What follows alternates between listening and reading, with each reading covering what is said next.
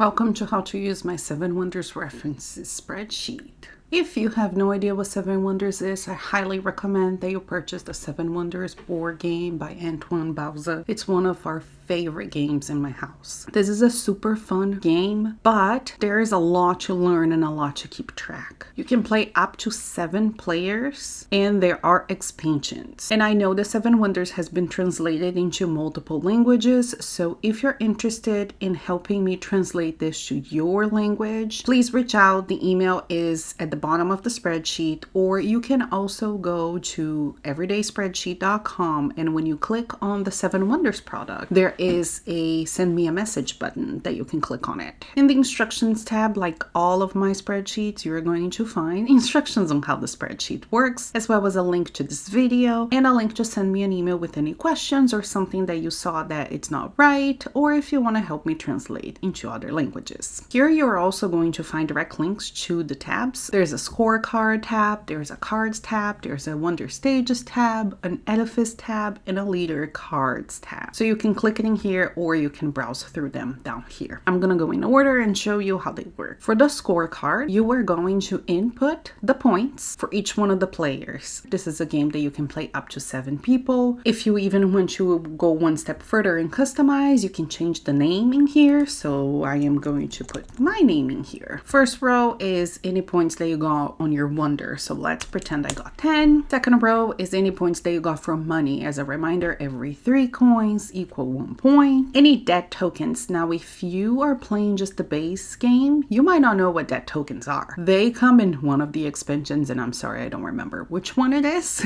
It might be the cities because of the black cards. But essentially what it is if you are to lose coins, but you don't have enough coins to lose, you get a debt token instead. And in here, of course, you would do a minus. So let's say I had a 1 minus 1 debt token. Military conflicts, you're gonna add up all of the points that you got. They're victory points, and you're going to deduct any points that you lost on military conflicts during the game. Blue cards, you're going to tally up the amount of points that you have in your blue cards. Same with the yellow cards and the purple cards. Now for the green cards, you are not going to do anything on this line here. Instead, you are going to put how many symbols you got of each kind. So let's say I had 2 geometry, 1 engineering, and 2 writing. This scorecard tab will automatically calculate your green card, aka your science points. And then in here, you're going to put any of the points that you got off your black cards if you're playing with the cities, and same for the leaders. Edifices, half of the time, they give you military tokens, but sometimes they give you extra points for certain cards, say 1 point per blue card that you have. So that's where you will tally up. And again, if you're not playing with the Edifice expansion, you can just ignore it. You can just leave it 0. The one cool thing that the scorecard does is as you are typing in, it's already adding up all of your points and it will determine the winner. So I'm gonna put, let's pretend my husband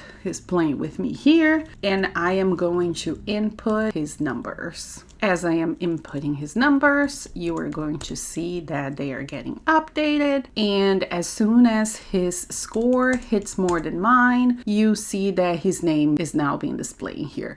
So whatever name gets pulled from here comes directly from this row. This scorecard will also tally up if there is a tie, who wins based on the tiebreaker. In case you did not know, the tiebreaker is the treasure points, how much money you have at the end of the game. Whoever has more money breaks the tie. If you both have the same amount of treasure points, then is indeed a draw, and it will tell here as well. The next tab is a tab that you will use a lot, especially when you first start playing. There are a lot of symbols on this game, and there is a lot to learn and to keep track of. So here you can find the list of cards and where the card came from. Example: Academy is a card on age 3 of the base game. It gives you 1 science symbol, the color is green, it costs you 3 stones and 1 glass, it does not chain to any following cards. And if you're playing the base game with at least 3 people, you get the card. But if you're playing the base game with 7 players, you get 2 of those cards on each 3. There are a couple cards. They are the gray cards that are in both age 1 and 2. So when you go here and and you filter by grade, you're going to see age 1 and 2 under the age filter. So this is super helpful if you're not exactly sure what a card can do. For example, Lighthouse. It gives you 1 point per yellow card present in your city when it comes into play. And at the end of the game, you get 1 victory point for each yellow card present in the city. Next tab is the Edifice expansion tab. Here you are going to find the list of edifices, how much it costs to build them, what's the reward and what's the penalty. Next, we have a list of leaders. And I did the best that I could to put all the leaders. These are actually the leaders that I have. There will be an update to the spreadsheet coming up in a few days that will add more leaders, because in doing research for the spreadsheet, I actually found out that I did not have all the leaders available. There's a promo pack that came out after we purchased the leader set that we didn't even know existed. So we're missing a handful here. It will get updated. And if you happen to download this spreadsheet before I make the update, I will email you letting you know when the update is done. One thing to note is once you have the spreadsheet, you get the